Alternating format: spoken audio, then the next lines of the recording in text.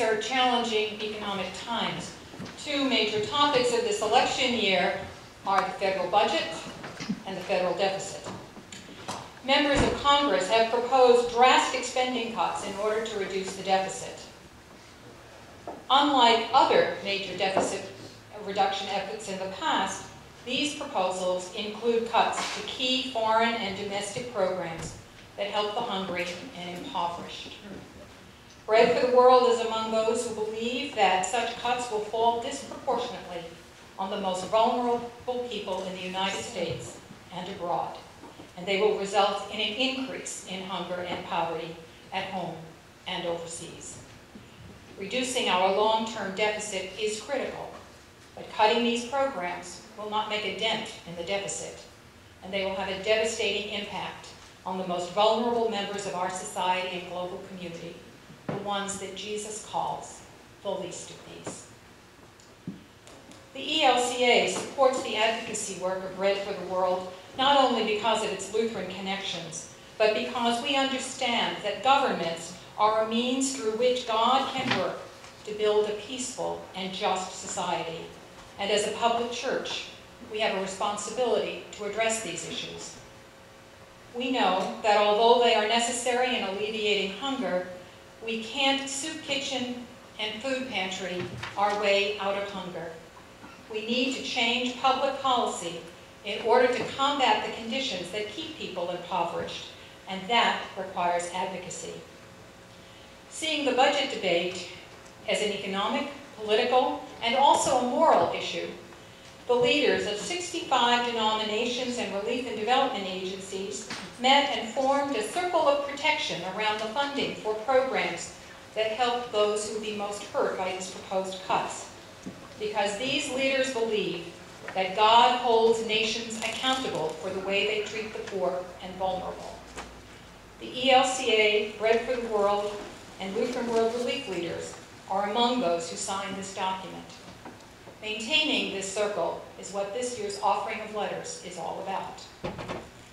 Two domestic programs at risk for drastic cuts are SNAP, the Supplemental Nutrition Assistance Program, formerly known as food stamps, and WIC, a supplemental nutrition program for women, infants, and children that provides monthly packages of food that supplies nutrients that are missing from their diets.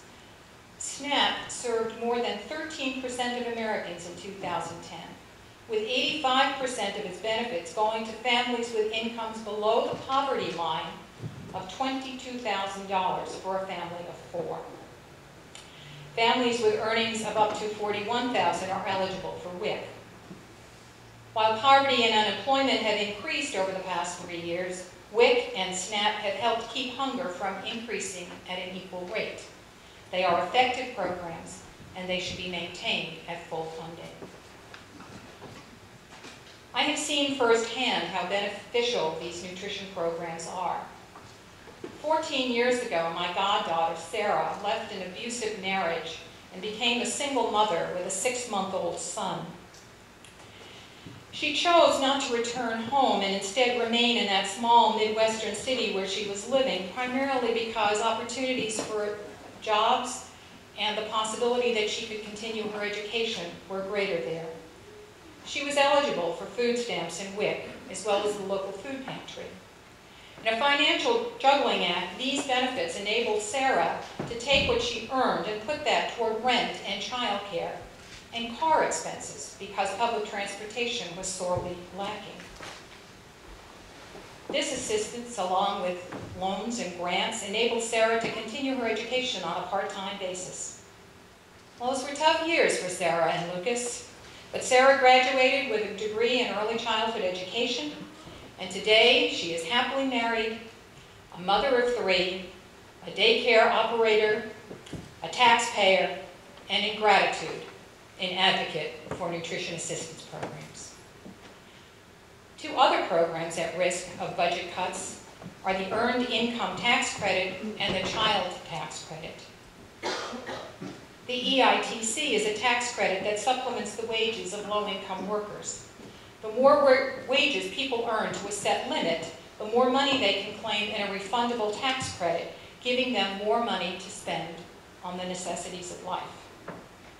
Under the child tax credit, a family's tax liability can be reduced by as much as $1,000 per child, depending upon their earnings. In 2010, these tax credits helped lift 7 million people, including 4 million children, out of poverty. Notice that these are credits for working people. A job is not a guarantee against poverty. Someone working full-time at minimum wage only earns just over $15,000 a year. So these tax credits are a lifeline. Let's watch a short video about Heather, a former Marine and a single mom who has benefited from these programs.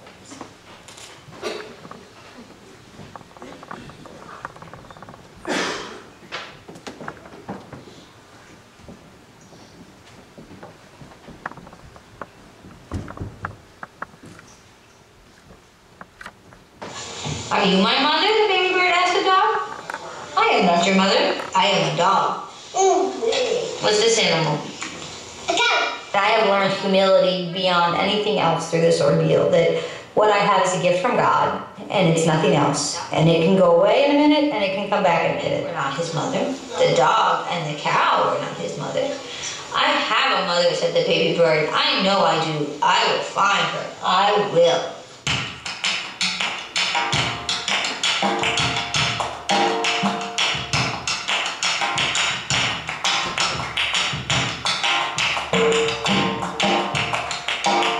Heather Rude Turner, and I live in Northern Virginia.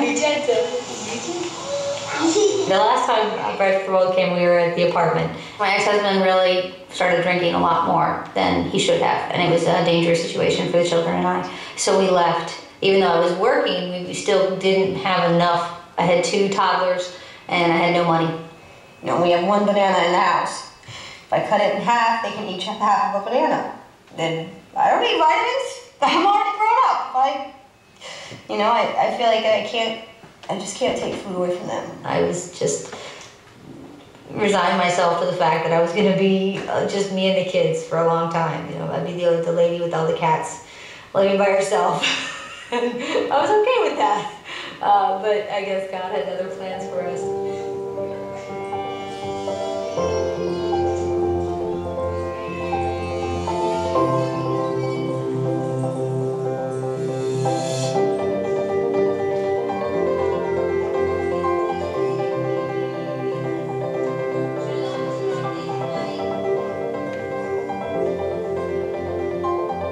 Having that extra income, the EITC gave me that extra cushion to take care of our basic needs and then save some away. I am about 10 weeks away from graduation, and then I will have my Bachelor's of Science degree in child psychology. I'm hoping once I finish my degree, I'll be able to warrant a salary increase. Everything has been completely flipped topsy-turvy, but in a good way. I think God really blessed us with Mark. We're engaged and we're getting married next May. Once we file a tax return and our incomes are combined, we will no longer qualify for the earned income tax credit, which is good because it means we're moving up, but it's still difficult. If I had a congressman listening, I would definitely tell them, don't cut the programs, keep the funding. There are people that use it to get up and to help their families. 1, 2, 3. Happy birthday to you. Happy birthday to you. Happy birthday, dear Naomi. Happy birthday to you. How old are you now? Yay! Blow out your candles. Blow! Oh! There you go!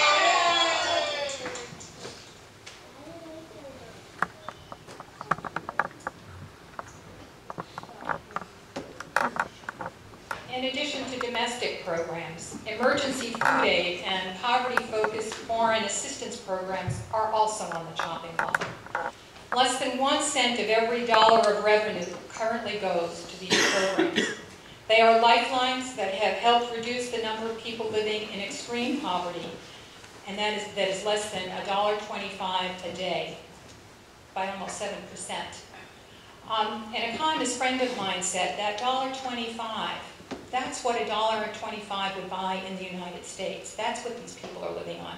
It isn't that we can say, oh, they have a lower cost of living. So think about that. That's really, I think, thought-provoking.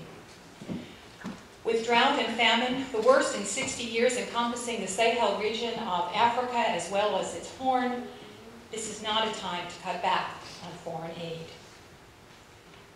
By addressing these issues, we help counteract the desperation that leads to political unrest and extremism. And by addressing the root causes of poverty, we help provide new markets for our own U.S. goods.